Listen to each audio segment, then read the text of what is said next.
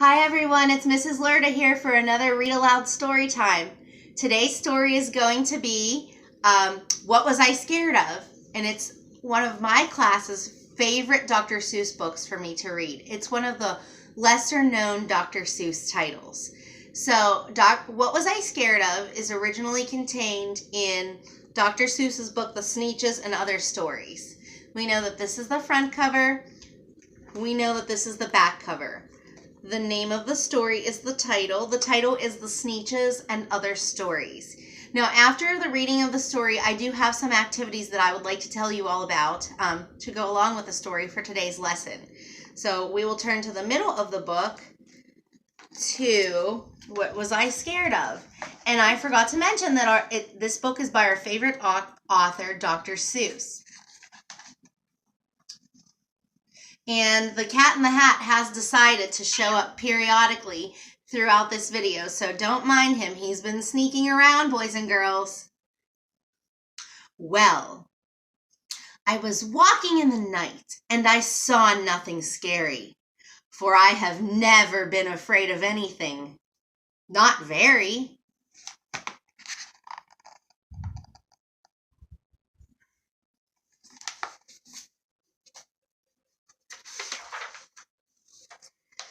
Then I was deep within the woods, when suddenly I spied them. I saw a pair of pale green pants with nobody inside them. I wasn't scared, but yet I stopped. What could those pants be there for? What could a pair of pants at night be standing in the air for?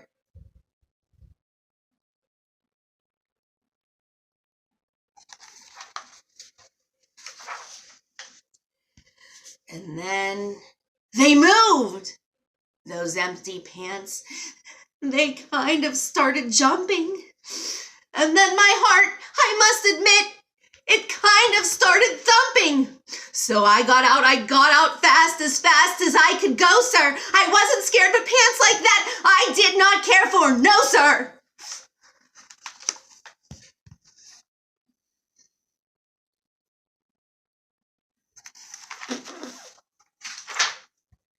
After that, a week went by.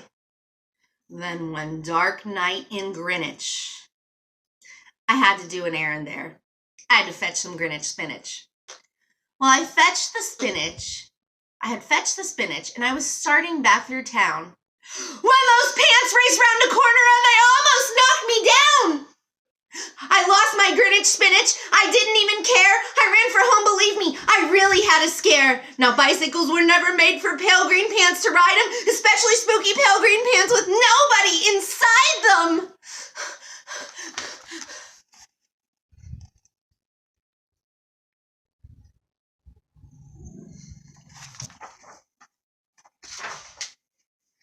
And the next night, I went fishing for trout on Ruver River. When those pants came rowing toward me and I started in a shiver. And by now I was so frightened that I'll tell you, but I hate to. I screamed and rowed away and lost my hook, line, and bait too.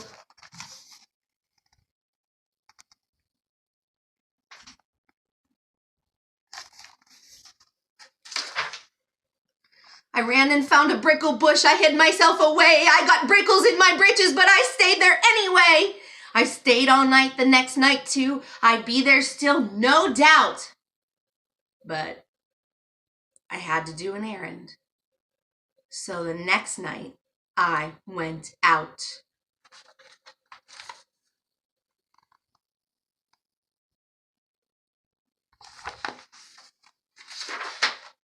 I had to do an errand. I had to pick a peck of snide in a dark and gloomy snide field that was almost 9 miles wide. Can you count to 9? 1, 2, 3, 4, 5, 6, 7, 8, 9.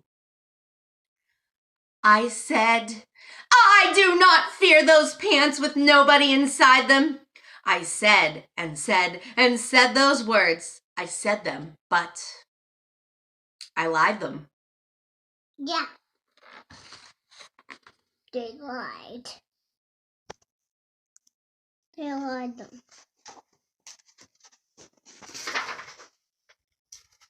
Then,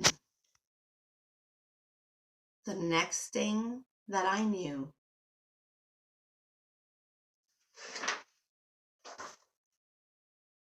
I felt my hand touch someone, and I bet you know who.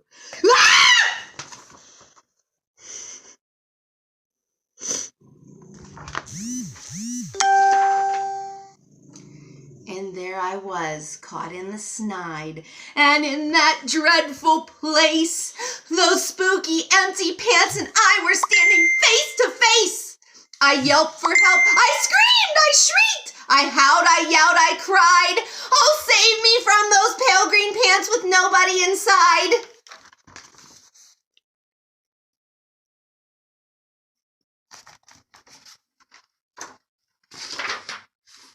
But then a strange thing happened. Why, those pants began to cry. Those pants began to tremble. They were just as scared as I. I never heard such whimpering, and I began to see that I was just as strange to them as they were strange to me.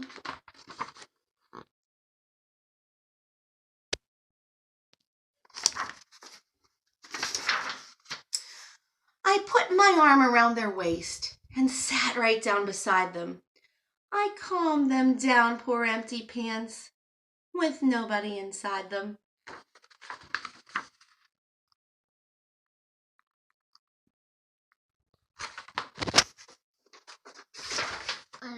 And now we meet quite often, those empty pants and I. And we never shake and tremble. We both smile and we say, hi.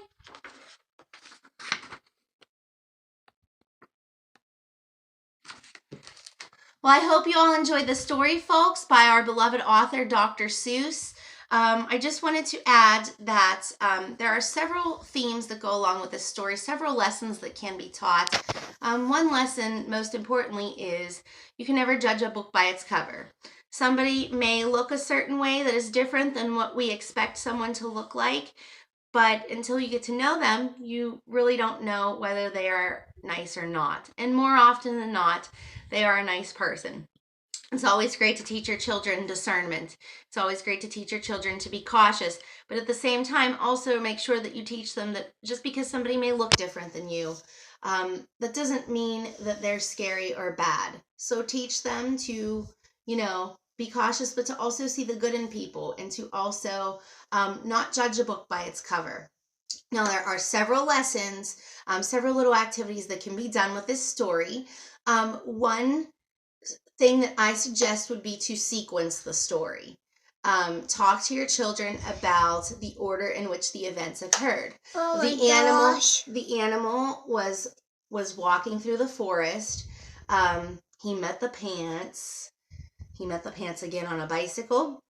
He met the pants again rowing a boat through the river. And then he met the pants in a brickle bush where he had to pick a peck of snide. And then the pants became not so scary to him anymore. So talk about the order in which the events occurred. If you can find some sources online where you can print out pages or pictures from the book and print them out, and you could mix them up and have your kids sequence them in order, that's something great that you can do to go along with this story. There are other things in this story which we could talk about. Different vocabulary words that you could talk about with your children, like pick a peck of snide. Talk to them about what that is. I have some sheets that you can use with your kids that I will include along with this lesson, that you don't have to print them out. You can just talk to your children about them, go over the vocabulary words with them. I also have a little activity that explains how to do a comic strip related to this story. And then another activity that I will share, it's a science activity called Bouncing Buttons, where the students, I related the buttons to the story because buttons are on pants. Children are learning how to snap and unsnap buttons at this time in their life between the preschool and the kindergarten age so that they can independently toilet. So with this story and buttons being on pants, we can do a science project related to buttons where buttons are added to vinegar water and or baking soda water and vinegar is poured in. And the buttons dance. So it's a dancing buttons project that I will include like the picture directions along with this lesson if you would like to try doing that as well. And then another activity that I do in my classroom when we read the Spooky Pants story is we create a ladder story. I start the story out by adding a couple sentences. Like one day Mrs. Lerda's class was walking through the YMCA parking lot and we saw a pair of pale green pants. And then I start with the next child's name, and then Fraser noticed, and then I have Fraser tell his part of the story. After that I write, and then Stephen noticed, and then I have Stephen add his part of the story. This is something you can do at home. You can go back and forth if there's just two of you. If there are more of you, the more the merrier. You can really extend and add on to this story and talk about what those spooky pale green pants are doing and make up your own ending to this story. The pants don't always have to be nice. They can continue to be scary. Make up your own ending. Do whatever it is that your kids want to do to be creative. So with that being said, I hope you've enjoyed today's lesson. I hope that you try it. This is my most requested story to read that we have had so far during this quarantine time, because I do ask my parents for feedback, and a couple of the parents have told me, please read the Spooky Pale Green Pants book. My kids love it when you read it, and even in prior years when I've read the story in past jobs, it's always just been a classic. It's one of the lesser known Dr. Seuss titles. So I hope you've enjoyed. Have a wonderful day. Stay safe and healthy, and we'll see you soon.